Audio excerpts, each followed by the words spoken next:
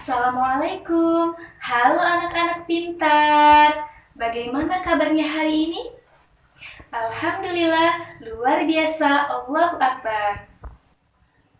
Semoga anak-anak ibu selalu dalam keadaan sehat walafiat. Jangan lupa untuk selalu terapkan 3M. Mencuci tangan, menjaga jarak, dan memakai masker jika ingin bepergian. Anak-anak, masih semangat belajar? Iya, kita harus tetap semangat belajar walaupun belajar daring dalam keadaan pandemi seperti ini. Baik anak-anak, sekarang silakan kalian mengisi absen di grup WA kelas. Baik anak-anak, sebelum memulai kegiatan pembelajaran, mari sejenak kita berdoa. Semoga kita diberi ilmu yang bermanfaat. Berdoa dimulai. Berdoa selesai.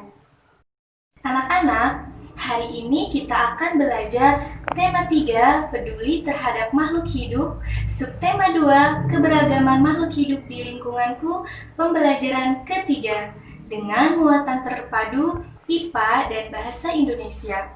Dan materinya yang akan kita pelajari yaitu tentang bentuk dan fungsi bagian tubuh hewan, dan juga kita akan belajar membuat daftar pertanyaan untuk persiapan wawancara dengan teliti dan benar.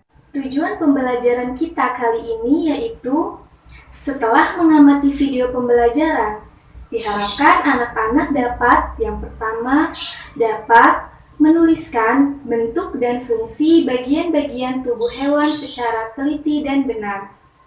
Yang kedua, dapat membuat laporan hasil pengamatan tentang bentuk dan fungsi bagian-bagian tubuh hewan secara teliti dan benar. Dan yang ketiga, dapat membuat daftar pertanyaan untuk persiapan wawancara dengan menggunakan kosakata baku dan kalimat efektif secara teliti dan benar.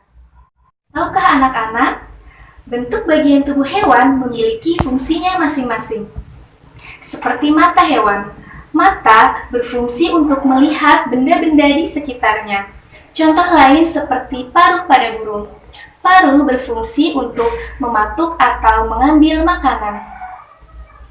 Tahukah juga anak-anak kalau bentuk bagian tubuh hewan berbeda-beda?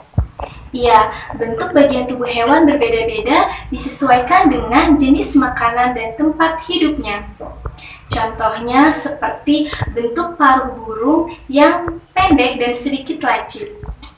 Bentuk paruh burung yang pendek dan sedikit lancip ini dimiliki oleh burung-burung pemakan biji-bijian. Contohnya seperti burung pipit dan burung merpati. Nah, anak-anak, untuk lebih jelasnya, mari kita simak video pembelajaran yang telah Ibu kirimkan di grup WA kelas. Selamat menyaksikan.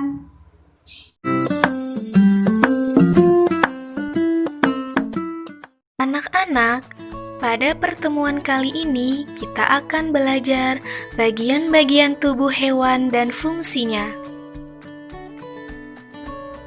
Rumah Edo banyak ditumbuhi beraneka ragam pohon, banyak serangga dan burung yang berdatangan.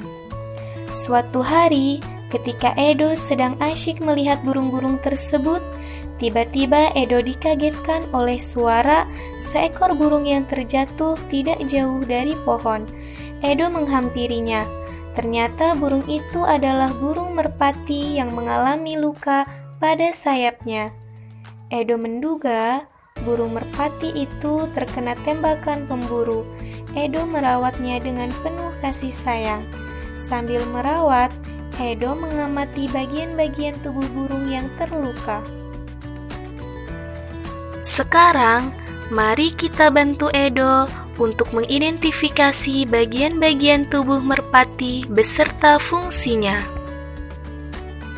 Bagian-bagian tubuh merpati. Merpati memiliki bagian-bagian tubuh antara lain: pertama, ada paruh. Paruh berfungsi untuk mematuk makanan. Yang kedua, ada mata. Apa fungsinya? Mata berfungsi untuk melihat. Lalu yang ketiga ada sayap. Sayap berfungsi untuk bergerak atau terbang. Kemudian ada ekor. Tahukah anak-anak apa fungsi ekor? Ekor berfungsi untuk menjaga keseimbangan tubuh.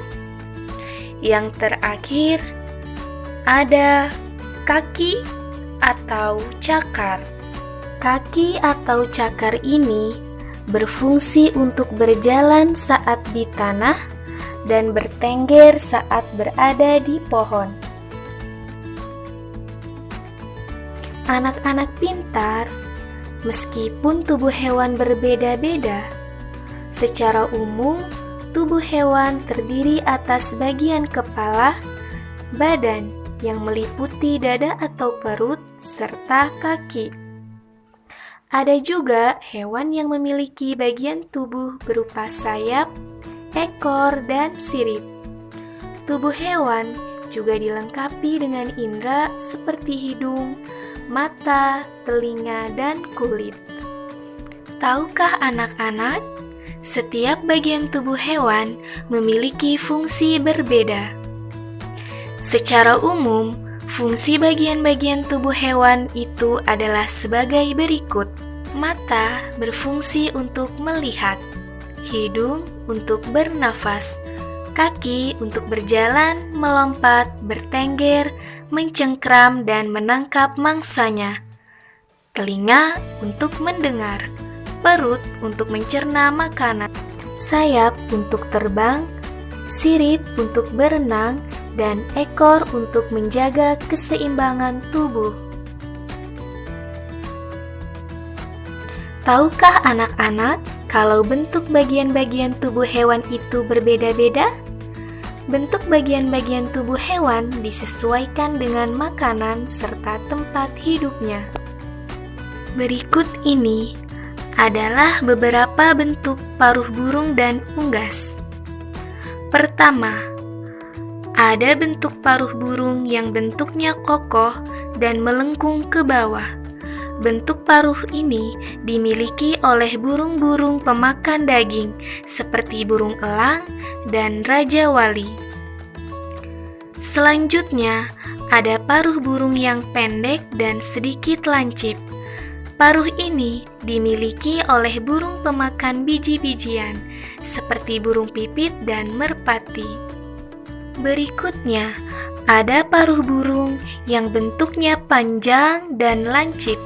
Bentuk paruh ini dimiliki oleh burung penghisap madu, contohnya burung kalibri.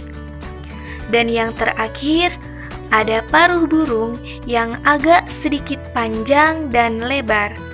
Paruh ini dimiliki oleh burung pemakan ikan seperti burung bangau dan pelikan. Anak-anak, sekarang tugas anak-anak yang pertama adalah tuliskan apa yang akan anak-anak lakukan jika menemukan hewan yang terluka seperti dalam keadaan burung Edo. Dan tugas yang kedua, anak-anak tuliskan bagian-bagian tubuh burung beserta fungsinya pada tabel berikut ini. Sekarang, anak-anak amatilah hewan laba-laba dan serangga. Jika sulit menemukannya, kamu dapat menggunakan gambar atau video. Temukan perbedaan antara laba-laba dan kumbang dengan melengkapi gambar dan tabel di bawah ini. Anak-anak, ini adalah gambar laba-laba dan kumbang. Dari gambar ini, kita bisa amati jumlah kaki laba-laba ada 8 dan jumlah kaki kumbang ada 6. Anak-anak, berikut ini adalah perbedaan antara laba-laba dan kumbang. Kita bisa lihat ciri-ciri laba-laba dan kumbang pada tabel ini. Sekarang, tugas anak-anak adalah buatlah Laporan hasil pengamatan antara laba-laba dan kumbang. Anak-anak, buatlah dalam bentuk diagram Venn seperti berikut ini. Pada pembelajaran sebelumnya, kalian telah belajar membuat pertanyaan yang baik untuk melakukan wawancara. Apakah anak-anak masih ingat dengan adik Simba? Ya, adik Simba adalah singkatan dari beberapa kata tanya. Apa, di mana, kapan, siapa, mengapa, dan bagaimana. Apa digunakan untuk menanyakan benda, dan di mana digunakan untuk menanyakan tempat. Kapan digunakan untuk menanyakan waktu. Siapa digunakan untuk menanyakan orang. Mengapa digunakan untuk menanyakan alasan. Dan bagaimana digunakan untuk menanyakan cara.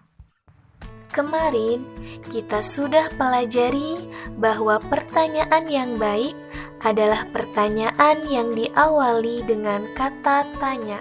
Kemarin kita juga telah belajar tentang kosakata baku dan kalimat efektif.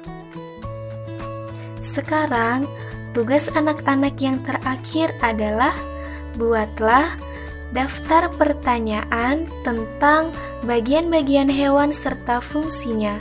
Buatlah pertanyaan dengan diawali dengan kata tanya dan dengan menggunakan kosakata baku dan kalimat efektif.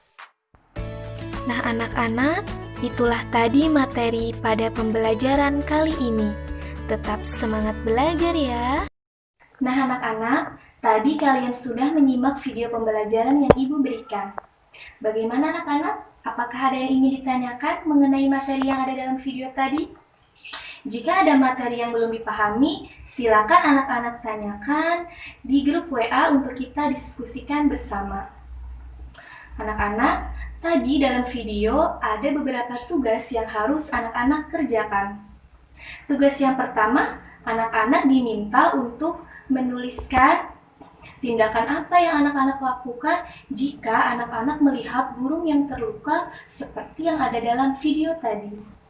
Dan tugas yang kedua, anak-anak diminta untuk menuliskan bagian-bagian tubuh burung dan fungsinya pada tabel yang telah tersedia. Dan tugas yang ketiga, anak-anak diminta untuk membuat laporan pengamatan tentang laba-laba dan kumbang. Buatlah dalam bentuk diagram Venn seperti yang ditugaskan dalam video. Dan tugas yang keempat, anak-anak buatlah daftar pertanyaan tentang bagian-bagian tubuh hewan dan fungsinya dengan menggunakan kosakata baku dan kalimat efektif. Anak-anak, hari ini kita telah belajar tentang bagian-bagian tubuh hewan dan fungsinya. Pesan Ibu, marilah kita sama-sama melestarikan beragam hewan yang ada di lingkungan kita agar tercipta keseimbangan. Karena Tuhan menciptakan hewan-hewan tentu mempunyai maksud dan tujuan. Ya, marilah sebelum kita tutup pembelajaran pada hari ini, kita mengucapkan lafaz hamdalah. Alhamdulillahirabbil alamin. Jangan lupa belajar lagi di rumah ya. Dan jangan lupa untuk selalu jaga kesehatan. Sekian dari Ibu, kurang lebihnya Ibu mohon maaf. Wassalamualaikum warahmatullahi wabarakatuh.